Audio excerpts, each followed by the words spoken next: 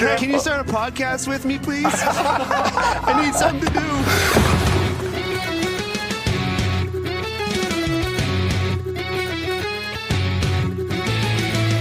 Pastrnak sent it out in front of Malkin to save. They score! Elias Lindholm looks to the heavens. Here's a chance. Patra right in, and goalie scores. Oh my! What a move by the rookie. 2-on-1. Pastrnak moving in with Marchand. Get into it. Score! The zone. Coyle dances in. Backhand score! Lindholm right wing corner. Pastrnak is there. He scores! David Pastrnak wins it for Boston.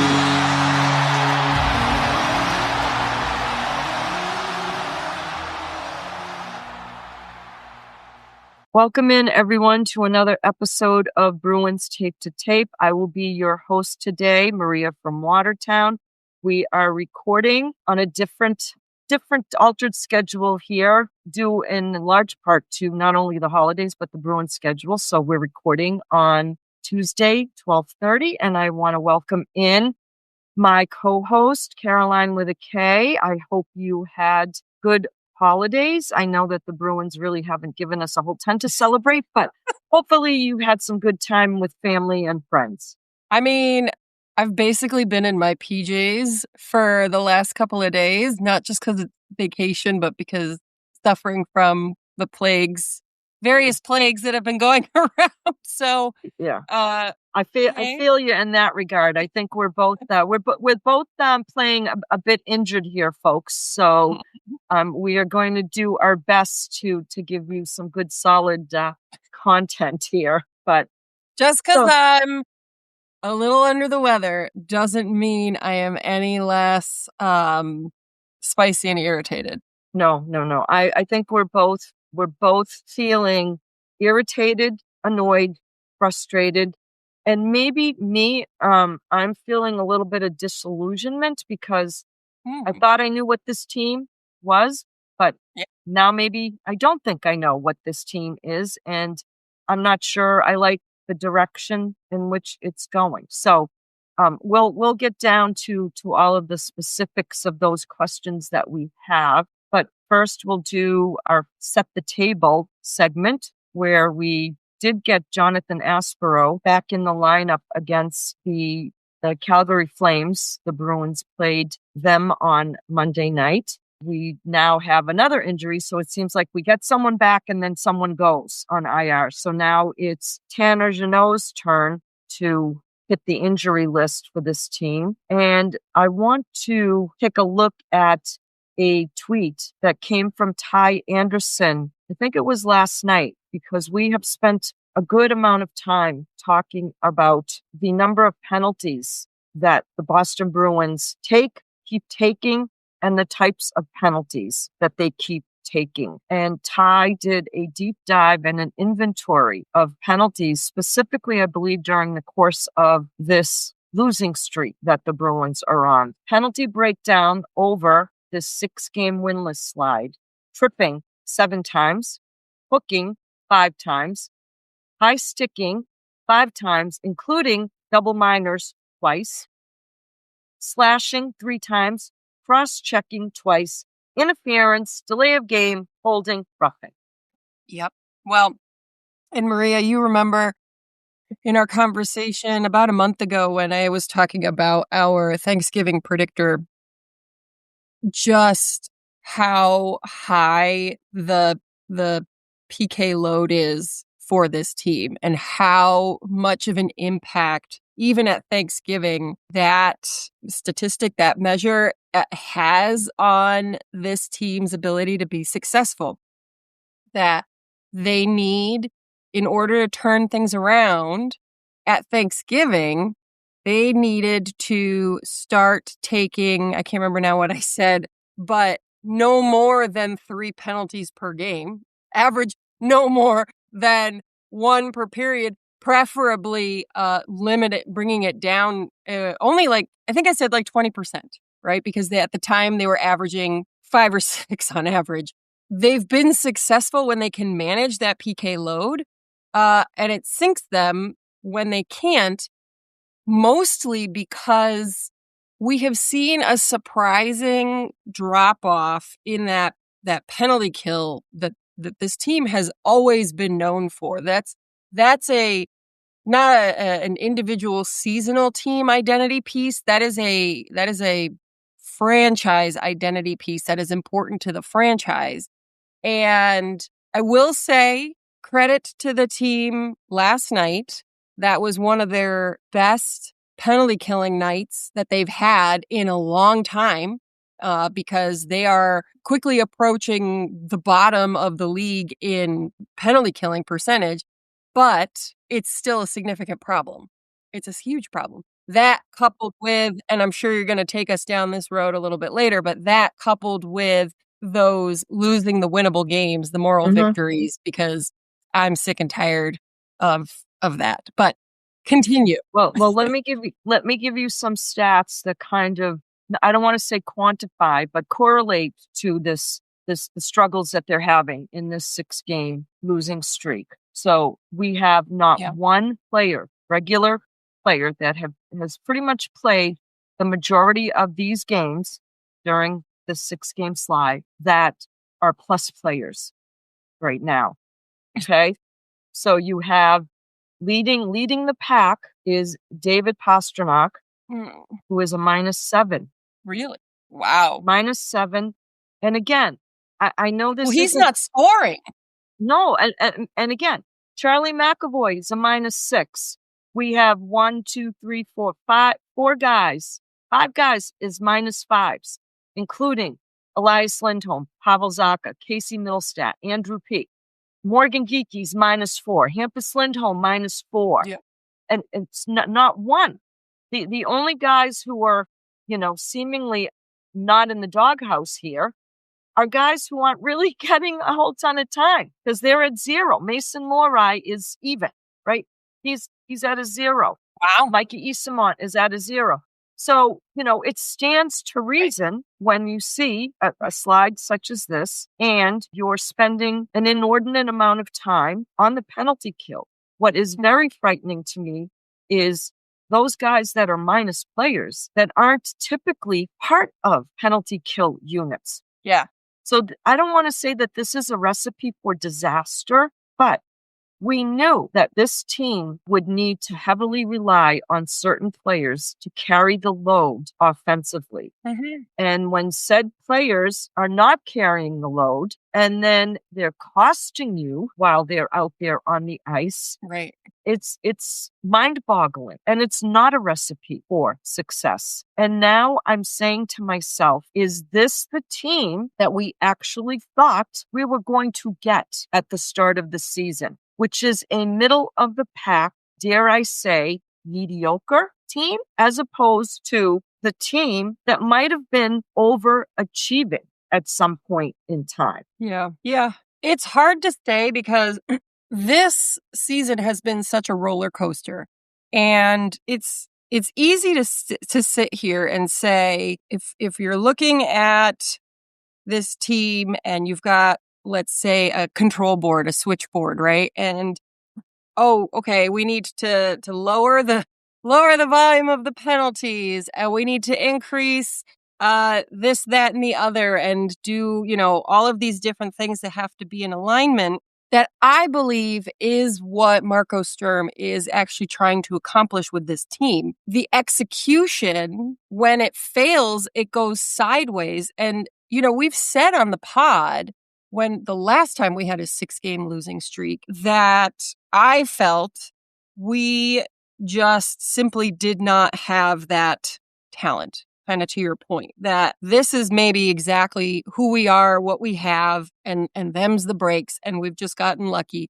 But then they turn it around and they played, what was the 7-game win streak, and it was the exact opposite team. And I during that time, I amended my interpretation, my assessment of the team to say, okay, it's not that we don't have a talented enough team. This is the fragile nature of this team. This team, I'm going to continue to use, again, the Jenga tower as a descriptor for what this team is, because they are so fragile that if both a random player who seems on the surface to be not a main character guy goes out, the team really struggles. But also if certain things aren't being done by the players out on the ice, the Jenga tower starts to fall and crumble. So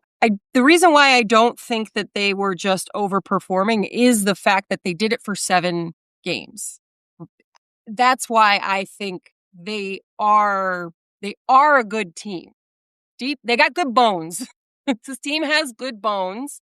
It's all the other crap that this is what the coaching staff is like. I don't envy them. They are trying to figure out how to stabilize the team and to make it more robust with what they have.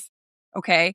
I don't know if a new body, a different body is the answer, because again, it's not just when people are out of the lineup or individuals fail. There are team-wide things that if they're not doing or they're doing too much of, impacts the outcome of the game. I will say, compared again to the other losing streak that we've experienced this season, this one is slightly different in that the team, for the most part, has been better than the team that we saw in that first losing stretch. Well, I want to get into some things that Marco Sturm and David Pastrnak said when they hit the holiday break, because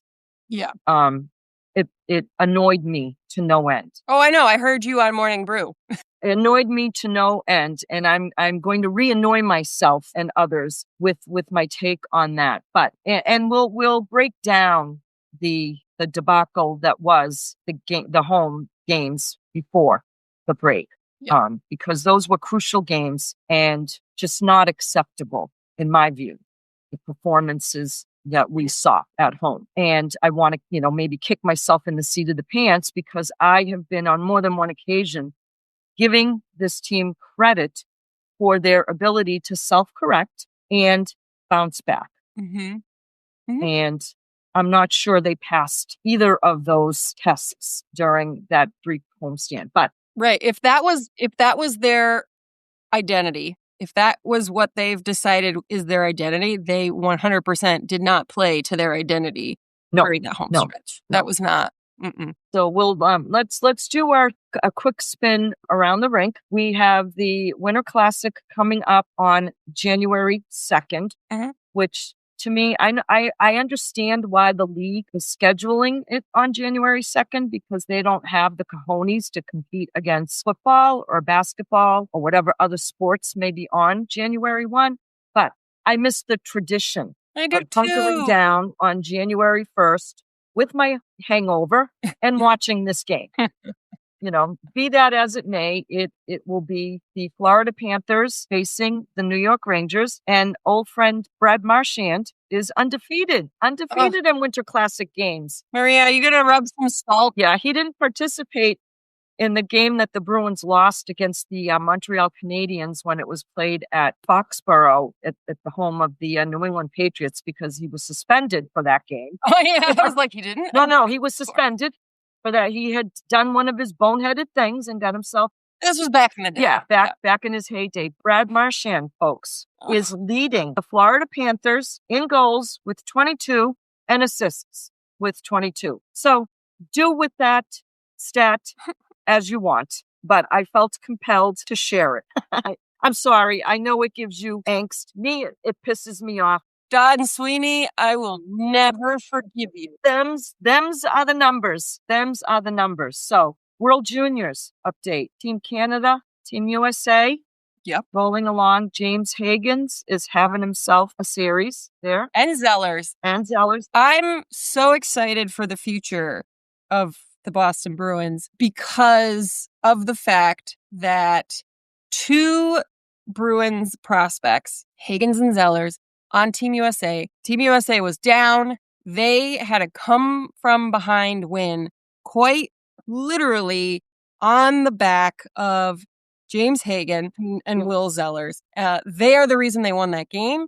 If you see the highlights, It's just phenomenal, and I'm so excited. We're going to have Mary Beth back on the pod in about 2 to 3 weeks. She's going to give us all the updates, but we were talking last night, and our guess is, for now, we will see Hagens in the black and gold. Probably, I wouldn't be surprised if we see him at the end of the season, because the college hockey season ends in the beginning of April. Right, ends earlier. So we might see him after that stretch, maybe actually late April, because the BC Eagles are killing it, so they might go all the way. And then there was question mark whether or not Zellers would need another year to cook, but quite frankly, seeing how he performed, maybe we'll see him again. It was crazy. It was crazy to see. So go check out those highlights, because why would they put these games on a channel that most people can access? Why? That makes too much sense. Yeah. I just don't understand.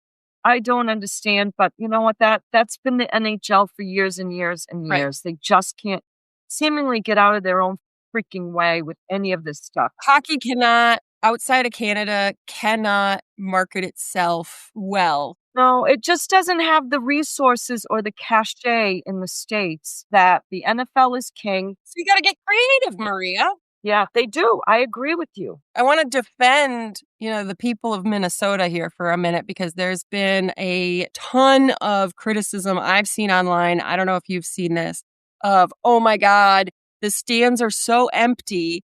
This is the state of hockey. I get it. It is surprising, a little disappointing, but I question, again, I guess that is the IIHF in charge, but also the United States and whoever else who was partnering with the International Hockey Federation to put this game on. I'm putting a bunch of that back on them, because there's no excitement. I think you have to be a big hockey fan to know that it's happening. I don't know what the prices are for tickets at the games either, too. So if you consider the fact that if you, ECHL teams or AHL teams that get a lot of fans to come to their games, a lot of times it's because they already have that built-in connection with their community, whether it's local advertisements you see everywhere, cheap tickets. Honestly, the gimmicky stuff that you see at a lot of major or minor league, no matter what sport, baseball, whatever, they have those things to really make it a much more festive and family-friendly environment. When it comes to juniors, you have to be, I think, a certain level of hockey fan to even know that it exists, understand what you're watching. Like, people may think, why would I want to watch a bunch of under 18s, under 20-year-olds play hockey? It sounds like a youth hockey thing. And in reality, you're watching the future of the game, and I don't think people know that. Exactly. You took the thoughts right out of my head. This is the future of the NHL here. I don't think people know that, and I put that information, that squarely on whoever is the organizer of these games, because how could you have failed so spectacularly in the state of hockey to have empty seats? Because it's almost between Minnesota and Massachusetts. Those are the two states I would say that can compete against the entire nation of Canada in a populace that is hungry for hockey all the time. That if, there's a free hockey game or a cheap hockey game, I'm going. If it's at a good time, I'm going. I used to go to college games all the time before I had a kid. Games are at 7, so it's not convenient anymore, but the games were at 1 o'clock. I'd be at every game. Right. So I put this on the organizers 90% of it. And some of the timing is not ideal, right? People are traveling. Everyone's taking a break. You have a kid that plays. I used to have two kids that played. At some point in time, it's like you want to somewhat detach yourself from the sport. So I wonder about the timing, which is unfortunate, because it's a disservice to these young players who are really, really good. Like, you have the number one player in the world, right? Gavin McKenna, who's likely going to go first overall. And he had a hat trick in a 9-1 victory against Denmark. I wonder how many people saw that other than the Canadian population or true diehards. Yeah. Or the people who actually have NHL Network, because again, that's another that's softball. Correct. Like, why would you do that? Why would you put it on NHL Network? I want to watch. I want to watch. I'm invested this year because of those players. I can't watch. I can't even temporarily watch. You know what I mean? Like, I can't even sign up for a month subscription to right, and then just drop it. NHL Network. I can't even. I want to give you once again, Maria. The NHL does not want my money. Correct. Please take my money. They don't want the short money. They want the long-term money, which I don't even know how to get NHL Network, Maria. I don't even know how to get it. Well, I have it, and I honestly haven't been but peeking in, to be perfectly honest with you. I have been peeking in to these games for a variety of reasons that we don't need to rehash. It's also the prelims, and that's kind of less exciting. I wouldn't be surprised if we do start to see an increased crowd. I mean, for crying out loud, if Canada and the United States play for a medal or, United States is in the final, I certainly would expect significantly fuller seats. But let's be honest, would you go? I mean, unless it was free and very convenient and there was stuff going on, would you go see Latvia play Denmark? No one's going to a game I was just going to say that. No disrespect to any of those players. Right. Absolutely none. But it's just the nature of the beast. And you mean to tell me when this game was in Canada that the arena was sold out for Latvia versus Denmark? Was it? Probably not. But anyways, take a look, folks, because there's some good hockey being played there. Buffalo Sabres. I need to give them a little bit of a golf clap. 9 games. Yeah. 9 games well in done. a row that this team has won. So they along with the Colorado Avalanche are on heaters. The Avalanche, I believe, have been on an 8-game winning streak. And the Buffalo Sabres, who started the season with their fans wanting to take out ads to get everybody freaking fired. What a turnaround. What a turnaround that they have made since. Now, they fired their GM. This kind of winning streak started a little before that, but they have taken on a whole new life since then. Look, let's be honest. I think the firing of Kevin Adams was huge for this organization. I mean, we've said on the pod, in the Discord, what the heck is this guy doing? And we're just casual outside observers. And yes, okay, they were on a winning streak before that, but look, a broken clock is right twice a day, right? It's not like they were completely defeated prior to that. They weren't 0-25 or whatever. What was happening to them was really unfortunate and not fair to the fans, to the league, to the players. So I'm pleased for them. I am too. I mean, they've been a long-suffering fan base. Felt compelled to at least give them a mention in our Around the Rink. And the last thing I want to bring up in this segment is we have another goalie injury. I can't even pronounce this guy's last name. Kochetkov, okay? He will be out for the rest of the season, according to what Rob Brindamore shared on Monday. So he's been dealing with something all season long. They thought he could play through it, and the player decided to have the surgery and will likely be out for the rest of the season. So it seems like the Carolina Hurricanes are going to need to rely on Freddie Anderson and who has now earned the true number 2 spot, Brandon Bussi. So good on him. Love to see goalies, 99% of them, love to see them shine. So good on him. No, good for him. Yeah. So now we're going to get to the week that was. And it seems like it's long ago because we had the holiday break. But the Bruins had a homestand in which they were outscored by a margin of 20 goals to I can't even remember how many, but putrid, awful, embarrassing. We'll focus on the games between Montreal and it started with Ottawa. I think we talked about that game previously. So they lost. Can I share a fun, not so fun stat that I included in this past week's wraparound, which if you haven't subscribed on our Substack, definitely get this right in your inbox.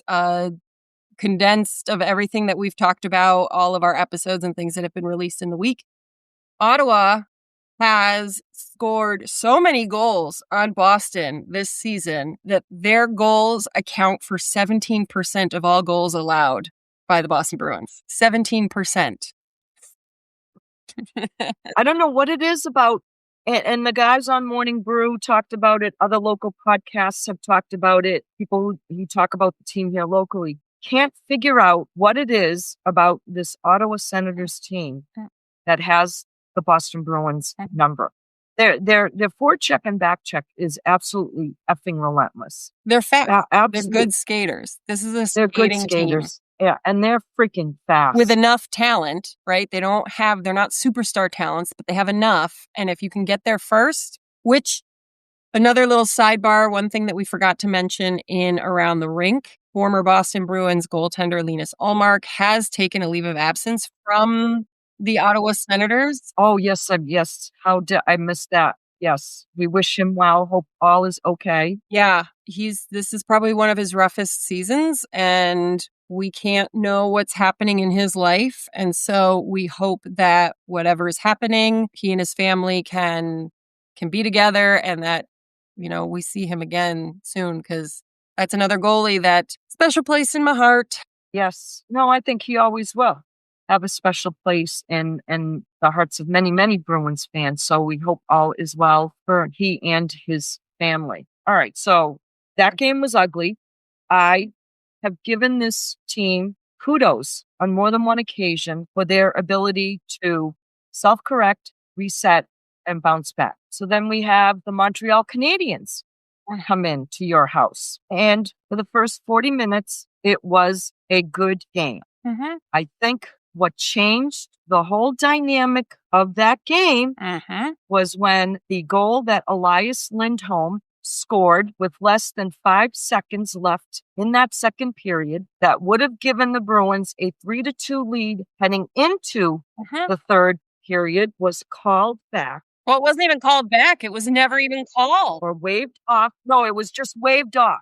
It wasn't right. It was just totally waved off on a suspect goaltender interference call on David Pastrnak, and there was no challenge made. And many of us, were listening to the call on the radio or the TV, conflicting information about whether it could be challenged or not be challenged. Bottom line is that could have been challenged by the Bruins. I'm not sure why they didn't challenge it, even with the mindset that the league is on this mission and Toronto is on this mission, that when it comes to those calls by the officials, they're pretty much standing with the calls being made by the officials. To which I say, then why the fuck are we even reviewing or challenging anything? If you're just going to go ahead and let what the ref calls on the ice stand, then why do we even have this protocol to be able to challenge? Right. Well, and like I ranted in our snapshot, and now you're just getting me angry again, Maria. Geez.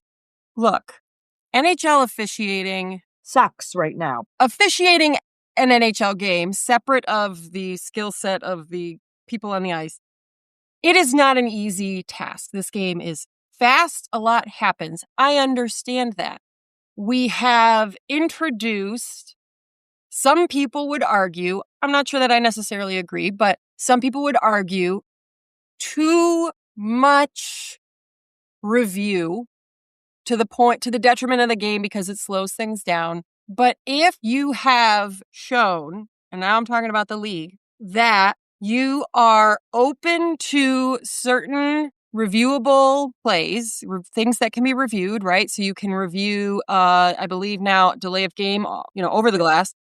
You can review offsides. We've always been able to review a goal, whatever. I don't understand why I have not heard more of the conversation around GTI in this particular way, because lately I've been hearing like a lot about hand passing and whatever. If you know that over the last couple of years, there's been a lot of hubbub about goaltender interference, which, yes, is subjective. I get it. In some instances, it is. In some instances, it is.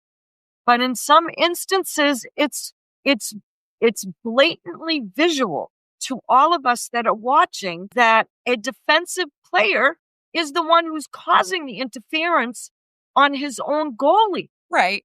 And like, I understand why the league doesn't necessarily want to make it more black and white because, again, every situation can be different. I get it. I'm not saying we need to be, going down the conversation of what is or what isn't goaltender interference. What I am saying, what enrages me at this point is the fact that you know that this is a thing. You know it's a thing. You know when they've gotten it wrong. You know, right? They review all the calls after a game. So you have somewhere a database of how often a call has been gotten wrong. I don't remember now how many years ago it was. A couple of years ago, they established a protocol that if they wanted to review a penalty that they took steps. They call it a major penalty.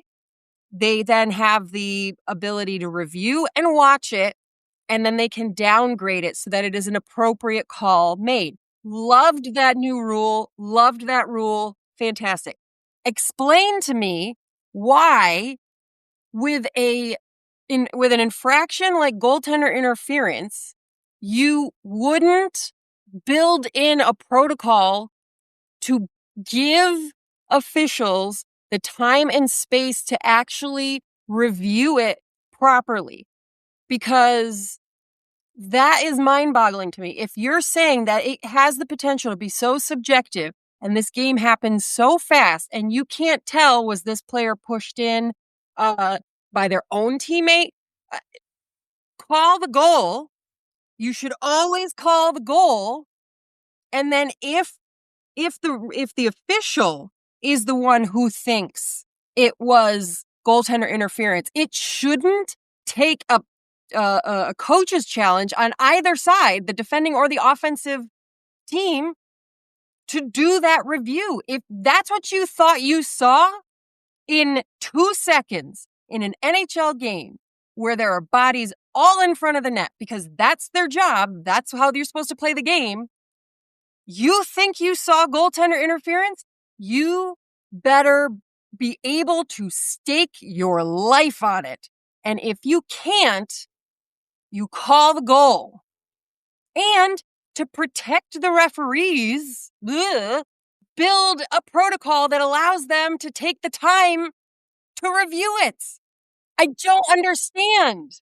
What they in essence did, they made the job easier for the Montreal Canadiens, right? Because they didn't have to waste a challenge on that. And then they grabbed the Bruins by the you-know-what to basically say, I dare you to challenge this. Right. Now, again, I'm not a coach. I don't profess to be a coach, but I might have challenged that. Now, I understand what... Yeah, they showed it on the Jumbotron. I understand the rationale behind the fact that this mandate is there. It's an unwritten mandate that they're likely not going to reverse the call. But then, as a Boston Bruins, you go into a little bit of a panic mode because now you may be second-guessing yourself at the fact that you didn't challenge that goal. You're still 2-2 to start the third period, and Zach Bolduc scores a goal that, again, we're watching it in real time, looked like a good goal to all of us.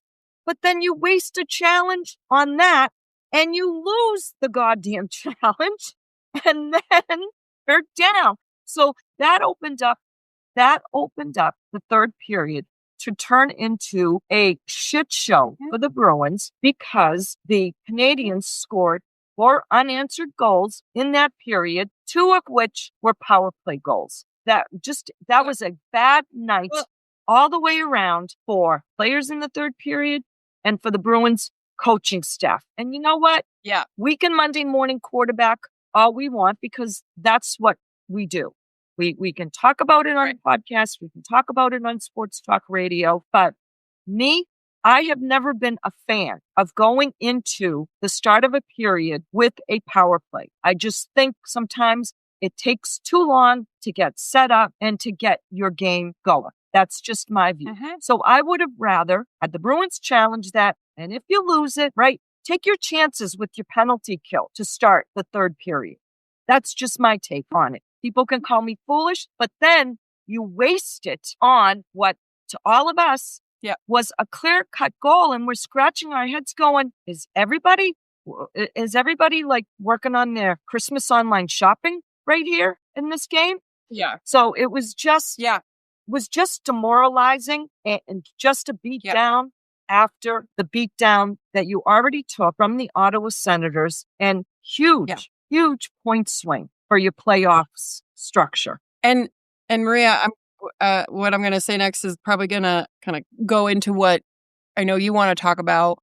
I think people might not really realize that in a situation like what we saw, it is demoralizing. And I think folks don't necessarily realize, even in game, the psychological impact of what's happening out there. I'm sure players like David Pastrnak, or even all the way down to, Mikey Eisema, they're not sitting there thinking, well, this isn't worth playing anymore, right?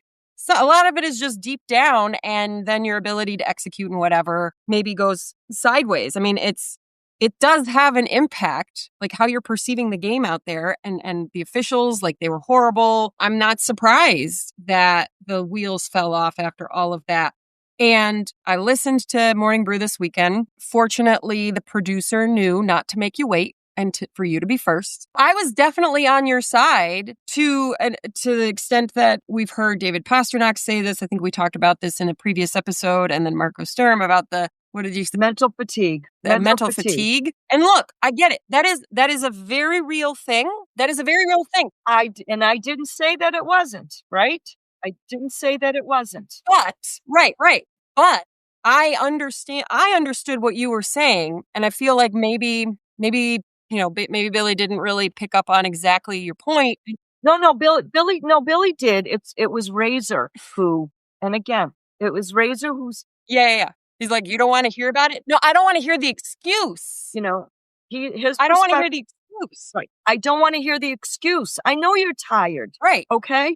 Your schedule has been grueling. I understand that fully, and I thought I stated my case fully. I picked up what you were saying for sure. What I said was, it makes me bristle. Yeah, we're all tired. Everyone is.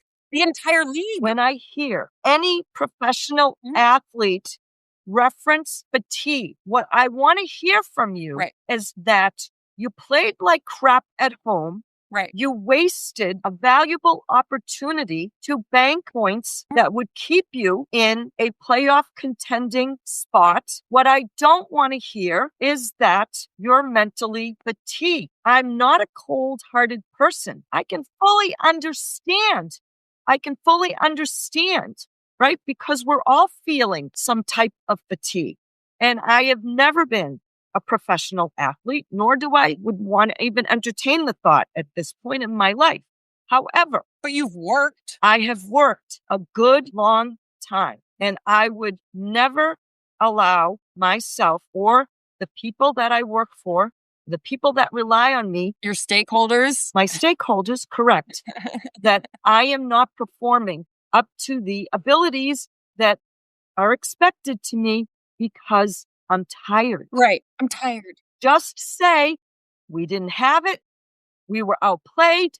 We are We are not playing because we can all see it. We can all see it happening. You're not playing a full 60 minutes. What have we said about this team? Time and freaking time again. Yeah. For them to have any sustained success, they have to play a solid 60-minute game up and down the freaking ice. And maybe some will say, okay, well, you're making David Pastrnak point with the lapses. No. No. You're there to do your job. You're there to do your job. I agree.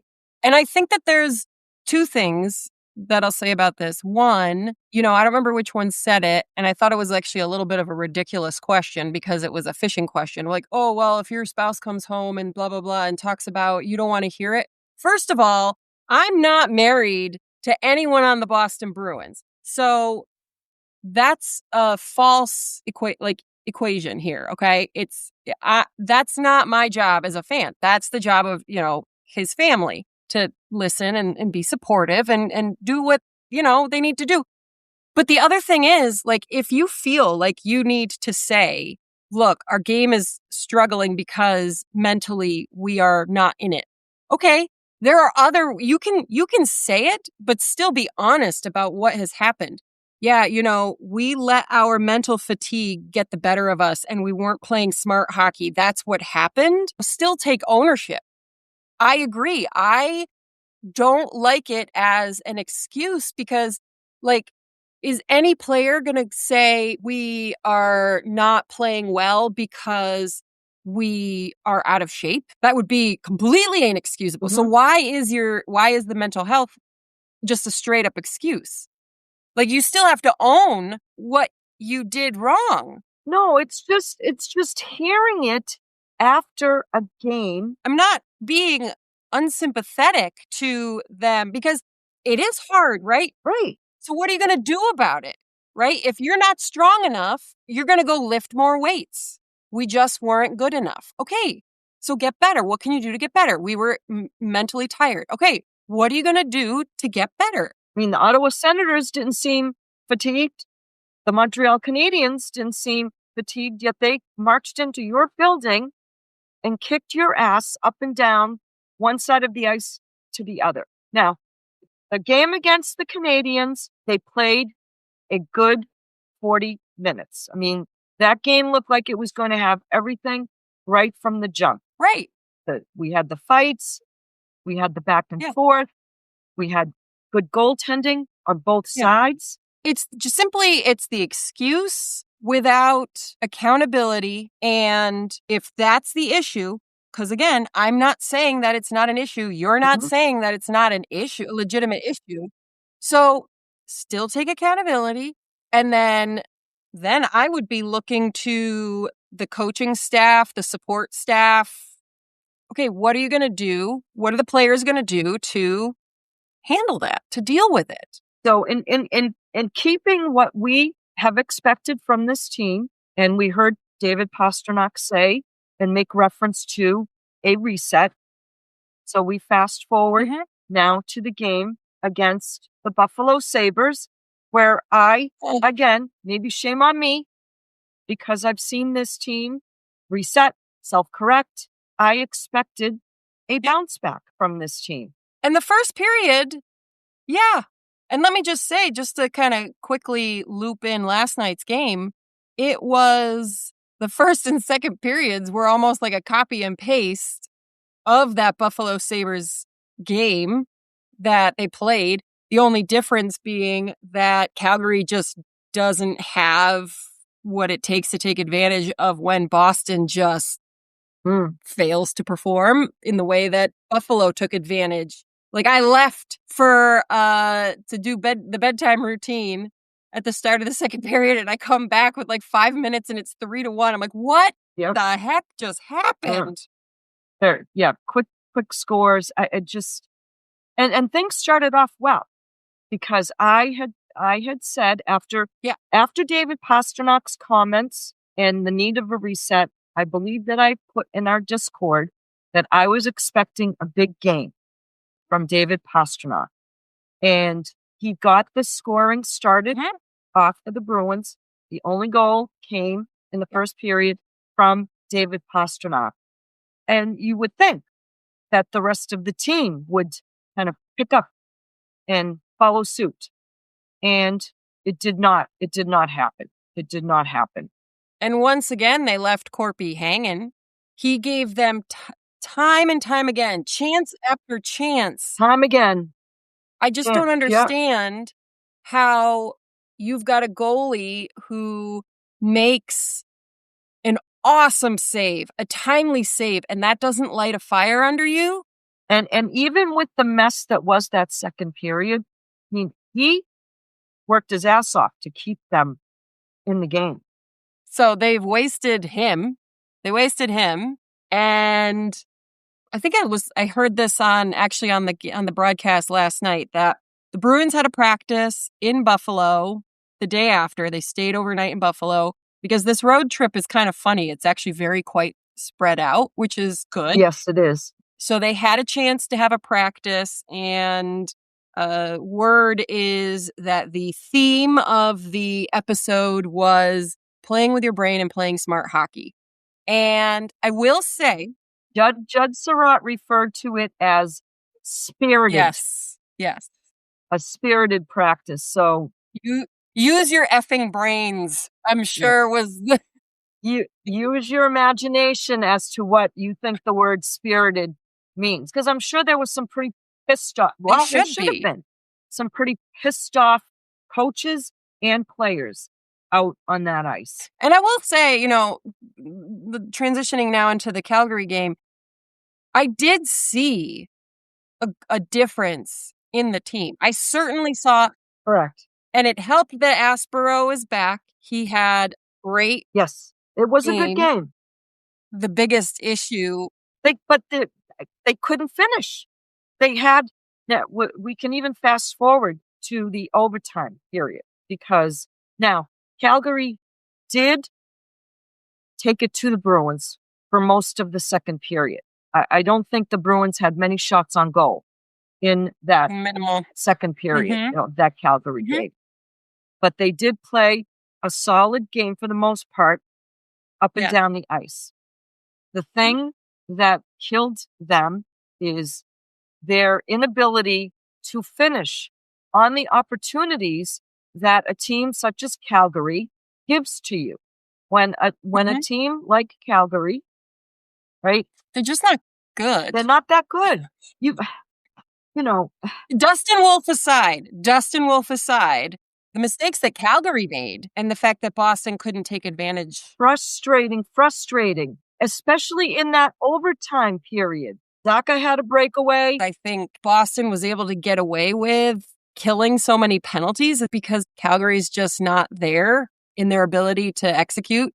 But the number of times that Boston had fantastic entry, beautiful movement, all over the ice, can't get it in. Pavel Zacha, I got to tell you, I had a moment because this happened. I can't remember now which game it was. It was the game after he had, I think, a game winner, overtime winner, whatever. And we tease that the man can't hit the broadside of a barn. And that thought had crossed my mind as we go into overtime and, Boston's struggling, whatever. And I'm thinking, get Pavel Zacha out there because clearly at this point, he's the only one who can actually get the job done. And my God, right after I thought that, he has a gorgeous breakaway. Oddly enough, hits the target. And it's like, dude, don't shoot it at the goalie. And then there wasn't enough of a rebound. Dustin Wolf did a good job of managing the rebound and it didn't come out far enough. I don't remember now who, but the person behind Zacha who was going with him. The puck was on edge. Get it. The puck was on edge coming out to him. Yeah. And I believe that in that overtime period, the Bruins had two shorthanded opportunities. Yes. Two shorthanded opportunities.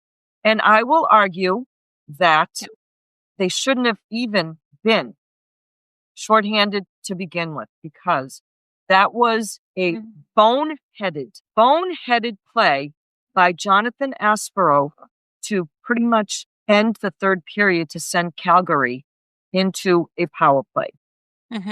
I've said it once and I'll say it a million freaking times. These guys need to control their goddamn sticks. I'm sorry. Yeah. I understand it's a fast game, but I am sick and tired of seeing these guys with their sticks almost at shoulder length. Okay? Cut the shit now. Yep.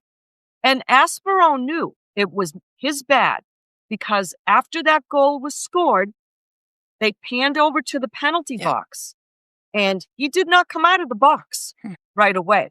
He sat there with a look of shame on his face because, dude, you know that was on you. You should have never put your team in that position to begin with.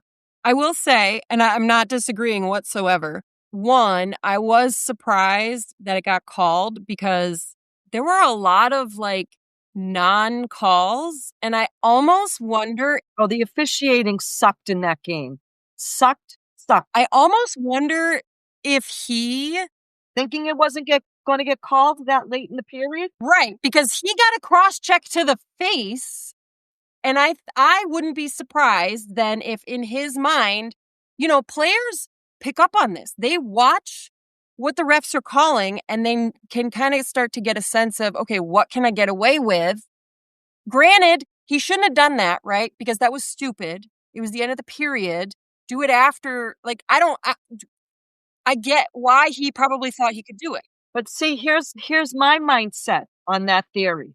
As a coaching staff, you're watching this play out in the way that the game is being officiated, where it appears that the officials have swallowed their whistle when there is an infraction levied against a Bruins player or the lateness of too many men on the ice. And Steve Pott let the officials have it. He kept going because the period ended and he kept going.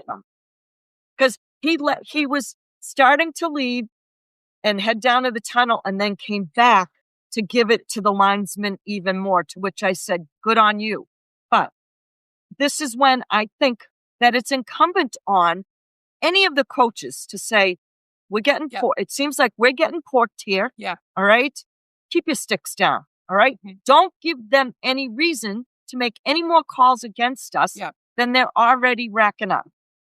That's just my mindset. Well, and not even just in this specific game, the fact that the number of penalties that Boston has taken this season that are stick infractions, like, I don't care if you think you can get away with it. Maybe you can, but like, you've already done too many, right? This whole season. So keep your stick to yourself. And again, it's going to cost them. It's going to cost them if they don't get this in the long run, remedied. Yeah. It could potentially cost them the ability to stay in the wild card race at this point. Right. The only reason why Jonathan Aspero doesn't necessarily get 100% of the blame is because of the fact that Bruins had 2 huge chances in the overtime and they couldn't score. And that had nothing to do with being shorthanded. The Bruins were better and they couldn't finish. And for listeners who've been listening for a really long time now, for the last 3 years, you know that I like to put an epitaph on every season's tombstone. And I can't believe it. It's not even January, and there are 2 front runners already for the tombstone. Couldn't finish, and we should have won. Yeah, those are very appropriate, and we can't stay out of the box might be another one. Because look what that does to when you say we can't win or we just aren't able to win. You have to start the overtime, not 3-on-3, but 4-on-3. You can't put David Pastrnak on the ice. You can't put Morgan Geekie on the ice because you have to put your penalty killers out on the ice who aren't necessarily your top scorers. So you're shooting yourself in, and I'm going to keep saying this, you're shooting yourself in the foot. And again, it sounds like an old, broken, tired record. Maybe if at they this point stopped. in time, but they keep giving us opportunities to talk about this.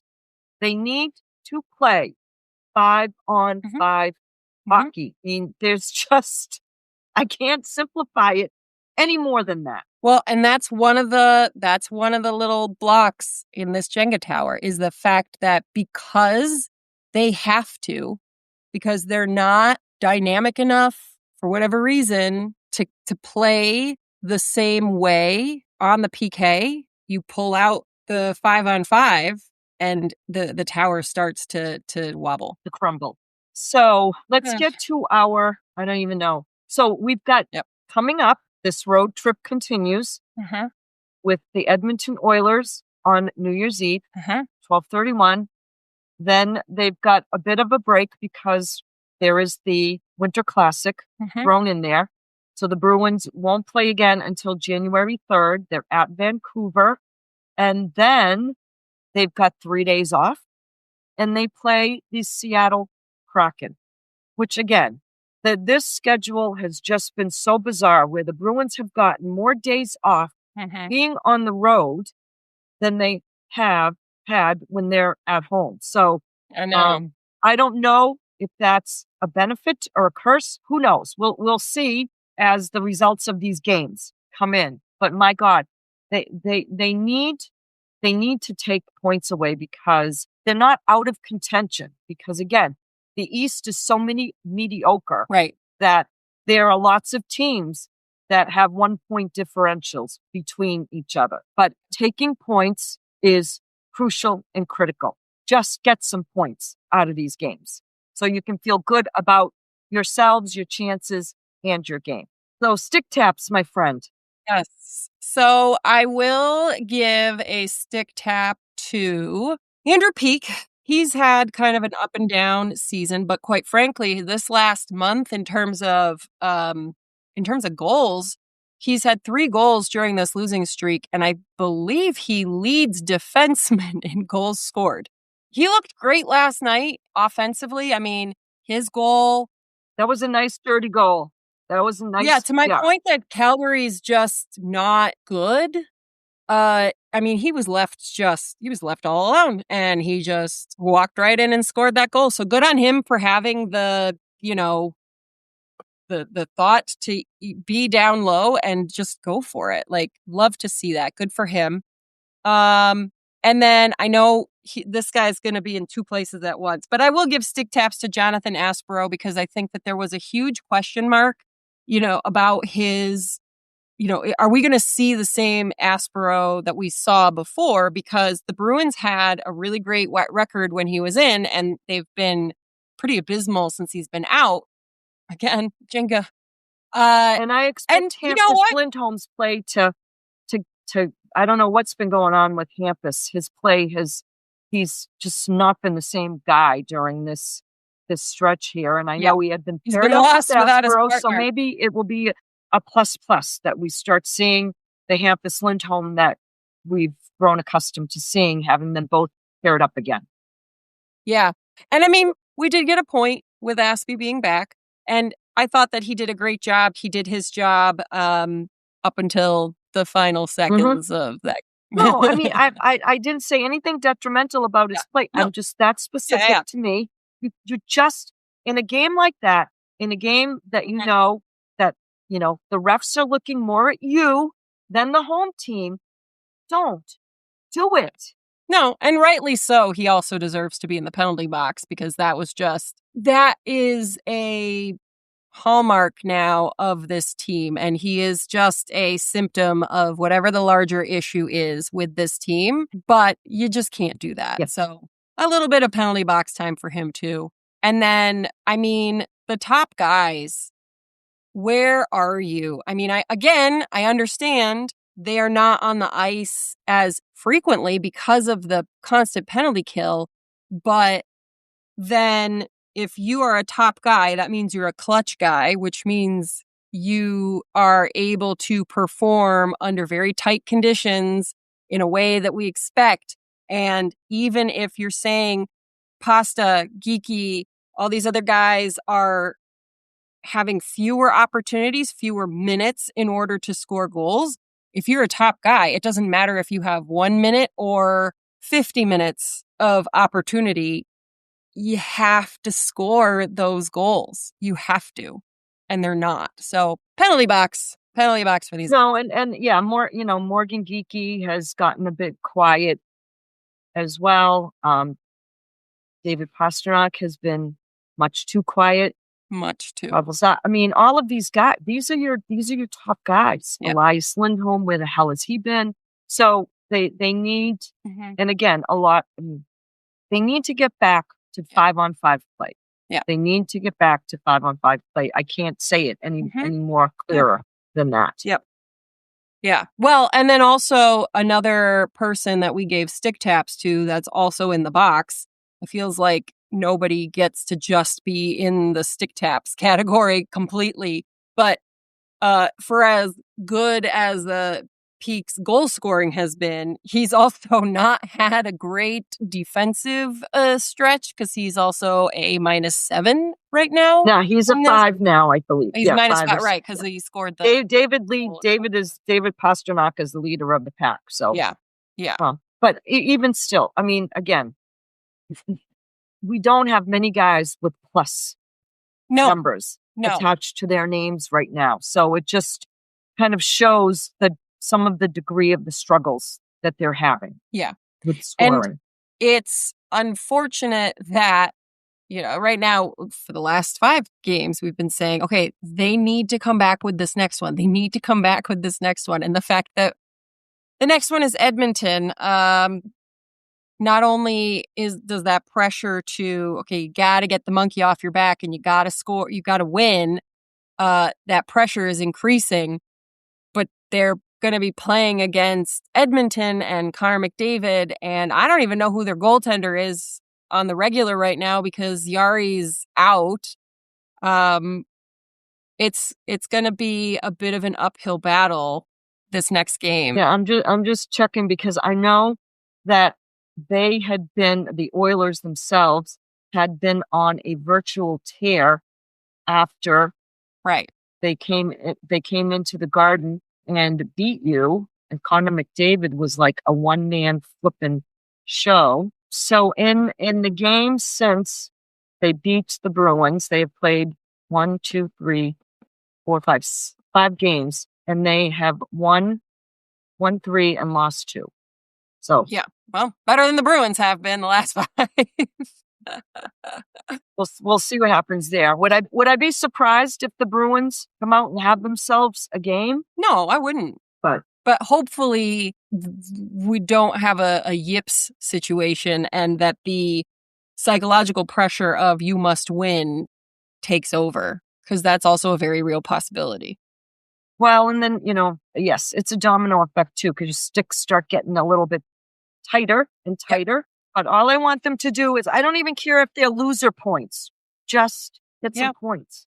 Yeah. Get some points. The last bit of news, another little tidbit that we forgot to talk about at the top before we say goodbye. I believe, so today is December 30th. I believe tomorrow, December 31st, Olympic rosters drop. Get posted. Okay. Yep.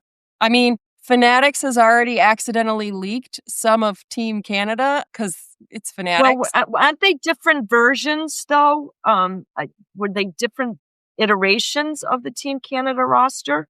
They didn't drop the whole roster. They dropped products with Mitch Marner, Brad Marchand, and Nick Suzuki, their names. Yeah, so, I mean, those guys are probably given, so I don't think those are any state secrets. Yeah, I mean... Yeah, I'm sure you can find that all on the NHL's website, so we'll be all curious to see how that lands. Thank you all for listening, folks. As always, please like and subscribe for more content. Be sure to leave us a rating and a review to help other Bruins fans find us. You can support our podcast in a couple of ways by joining Patreon or following us on our socials. You can find us at Tape to Tape MK and on Substack at tapetotapemk.substack.com. with that being said, do you have any closing thoughts, my friend? Go Bees. Go Bees, please. Put us out of our misery.